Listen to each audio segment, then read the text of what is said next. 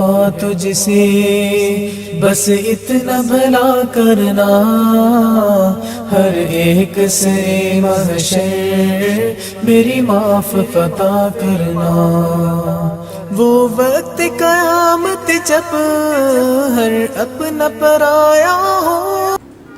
ناظرین گرامی، السلام علیکم ورحمۃ اللہ وبرکاتہ۔ میں ہوں آپ کا میزبان انصار عزیز ندوی، اور آپ اس وقت سیدھی بات کے جاری پروگرام پیغام فرقان کی 8ویں قسط ملاحظہ فرما رہے ہیں۔ آج ہم سورہ فاتحہ کی 6 آیت کی تفسیر آپ کے سامنے پیش کریں گے۔ اہدنا الصراط المستقیم، اے اللہ ہم کو سیدھے راستے پر چلا، یا پھر یوں کہیں کہ ہدایت دے ہمیں صراط مستقیم کی۔ ناظرین، ہم نے اب تک دیکھا اور سنا کہ سب سے پہلے ہم نے اللہ رحمان الرحیم کے نام سے آغاز کیا، پھر رب العالمین کے حمد بیان کی، اور اس کے رحمان ہونے اور رحیم ہونے کا اعلان بھی کیا، پھر اس کے بعد مالک روز جزا ہونے کا اقرار کیا۔ اقرار کرتے ہوئے ہم نے خلوص دل سے اپنے مالک حقیقی سے مخاطب ہو کر دعویٰ کیا کہ ہم تیری ہی عبادت کرتے ہیں اور تجھ ہی سے مدد مانگتے ہیں۔ اس کے بعد یہ آیت لائی گئی جس میں ایک بے مثال دعا موجود ہے۔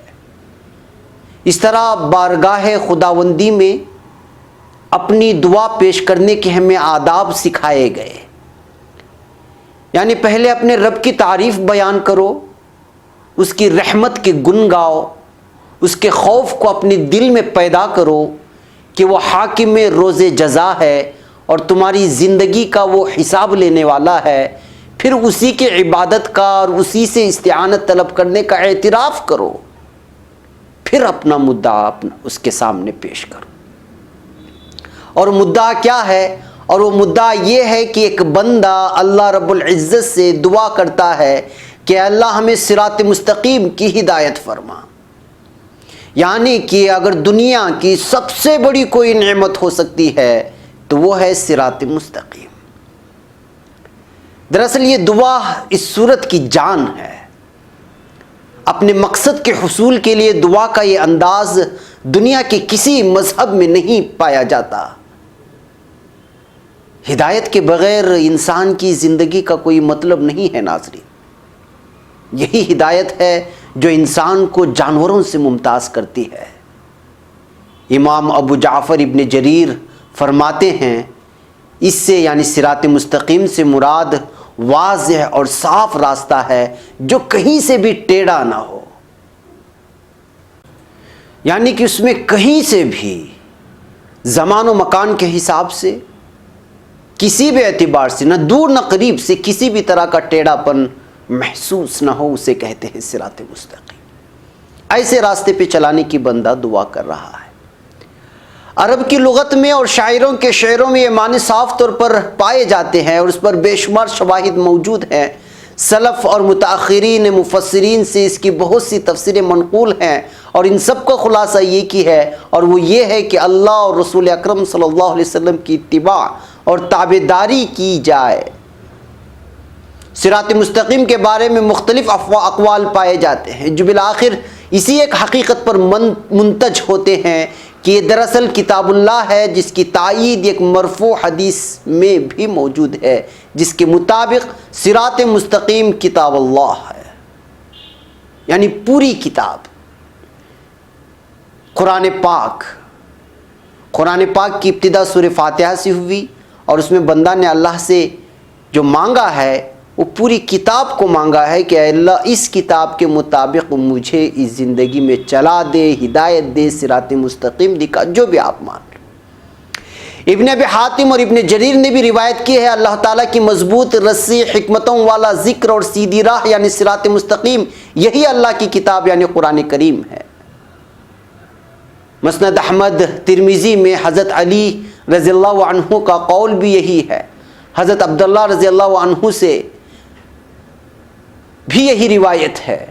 ابن عباس رضی اللہ تعالیٰ عنہ کا قول ہے کہ جبرائیل علیہ السلام نے کہا کہ اے محمد صلی اللہ علیہ وسلم، آیت اہدنا الصراط المستقیم کہیے، یعنی ہمیں ہدایت والے راستے کا الہام کرو اور اس دین قیم کی سمجھ دے جس میں کوئی کجی نہ ہو۔ کجی مانی ٹیڑھا پن، الٹا پن نہ ہو۔ آپ سے یہ قول بھی مروی ہے کہ اس سے مراد اسلام ہے۔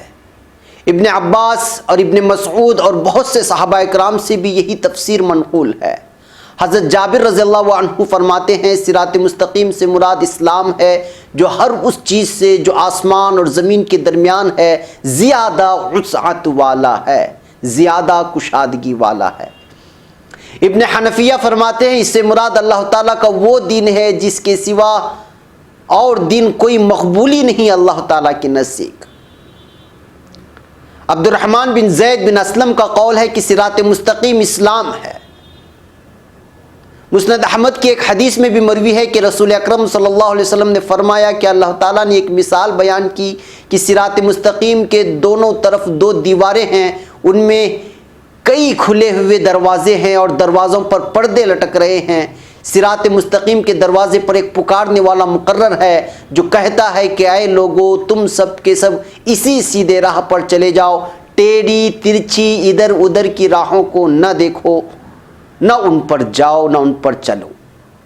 اور اس راستے سے گزرنے والا کوئی شخص جب ان دروازوں میں سے کسی ایک کو کھولنا چاہتا ہے تو ایک پکارنے والا کہتا ہے خبردار اسے نہ کھولنا، اگر کھولا تو اس راہ الگ ہو جاؤ گے اور صراط مستقیم سے ہٹ جاؤ گے۔ بس صراط مستقیم تو اسلام ہے اور دیواریں حدود اللہ ہیں اور کھلے ہوئے دروازے اللہ تعالیٰ کی حرام کردہ چیزیں ہیں، اور دروازے پر پکارنے والا قرآن کریم ہے اور راستے کے اوپر سے پکارنے والا زندہ ضمیر ہے جو ہر ایماندار کے دل میں اللہ تعالیٰ کی طرف سے بطور واعظ مقرر ہوتا ہے۔ یعنی اس کے اگر آسان الفاظوں میں سمجھا جائے تو ہر ایک کے دل میں اللہ تعالیٰ نے ایک زندہ ضمیر دیا ہے جو اس کو اس بات کی رہنمائی کرتا ہے کہ کیا غلط ہے اور کیا صحیح ہے۔ یہ حدیث ابن ابی حاتم، ابن جریر، ترمذی اور نسائی میں بھی ہے اور اس کی اسناد حسن صحیح ہے، حسن بھی ہے اور صحیح بھی ہے۔ واللہ اعلم۔ ابو العالیہ فرماتے ہیں اس سے مراد نبی کریم صلی اللہ علیہ وسلم اور آپ کے بعد اور آپ کے دونوں خلفاء ہیں۔ صراط مستقیم کا مطلب ابو العالیہ اس قول کی تصدیق اور تحسین کرتے ہیں۔ دراصل یہ سب اقوال صحیح ہیں اور ایک دوسرے سے ملے جلے ہوئے ہیں، ایک دوسرے سے کنیکٹڈ ہیں۔ سارے کے سارے راستے ہمیں صراط مستقیم کی جانب ہی لے جاتے ہیں، یعنی کہ قرآن کریم کی جانب ہی۔ نبی کریم صلی اللہ علیہ وسلم اور آپ کے دونوں خلفاء صدیق رضی اللہ عنہ اور فاروق رضی اللہ عنہ کا تابعدار حق کا تابع ہے، اور حق کا تابعدار اسلام کا تابعدار ہے، اور اسلام کا تابعدار قرآن کا تابعدار ہے، اور قرآن اللہ کی کتاب ہے، اس کی مضبوط رسی ہے اور اس کی سیدھی راہ ہے۔ لہذا صراط مستقیم کی تفسیر میں تمام اقوال صحیح ہیں اور ایک دوسرے کی تصدیق بھی کرتے ہیں۔ حضرت عبداللہ رضی اللہ عنہ فرماتے ہیں صراط مستقیم وہ ہے جس پر ہمیں رسول اکرم صلی اللہ علیہ وسلم نے چھوڑا۔ امام ابو جعفر بن جریر کا فیصلہ ہے کہ میرے نزدیک اس آیت کی تفسیر میں سب سے اولا یہ بات ہے کہ ہم کو توفیق دی جائے اس کی جو اللہ کی مرضی کے مطابق ہو اور جس پر چلنے کی وجہ سے اللہ اپنے بندوں سے راضی ہوا ہو اور ان پر انعام کیا گیا ہو، اور صراط مستقیم یہی ہے۔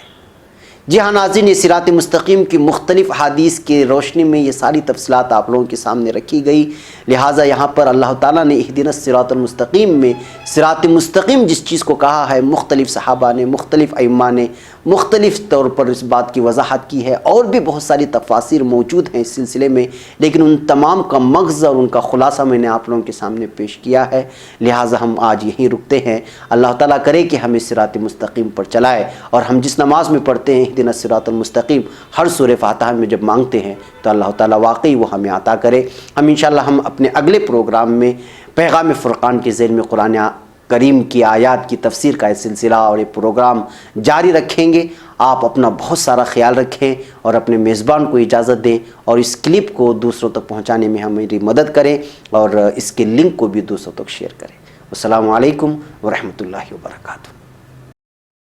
رب ہے دعا تجھ سے بس اتنا بھلا کرنا، ہر ایک سرے محشر میری معاف عطا کرنا۔ وہ وقت قیامت جب ہر اپنا پرایا